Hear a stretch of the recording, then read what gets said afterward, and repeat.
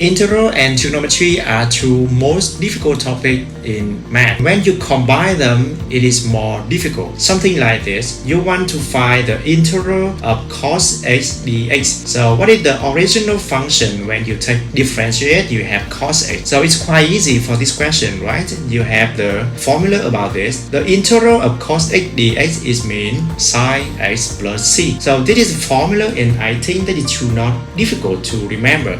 But something you should know. You have integral cos 2x times dx. So how can you do this? You can look at this. If I have this one is cos x, and after d you got x also. So the answer will be sin x. So how about if I have cos a and dA? So what is the answer for this one? Yeah, the answer will be sin a plus c. Another example for this, if you have integral of cos x squared and dx squared, you have the same position here, same value. So the answer will be sin x squared plus c. So it's very easy, right?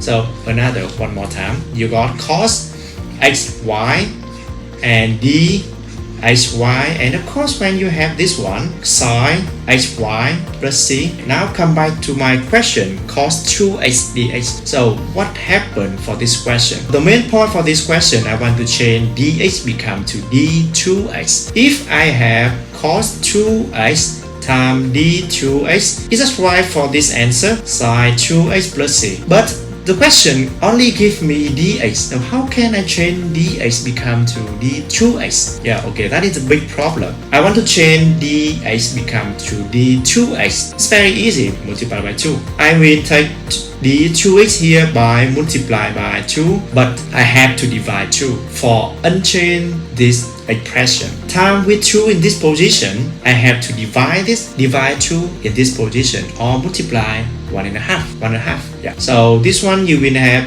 cos 2x d2x. After this, you will have here cos and d2x are the same. When you have the same, you have the answer is sin 2x plus c. That's all.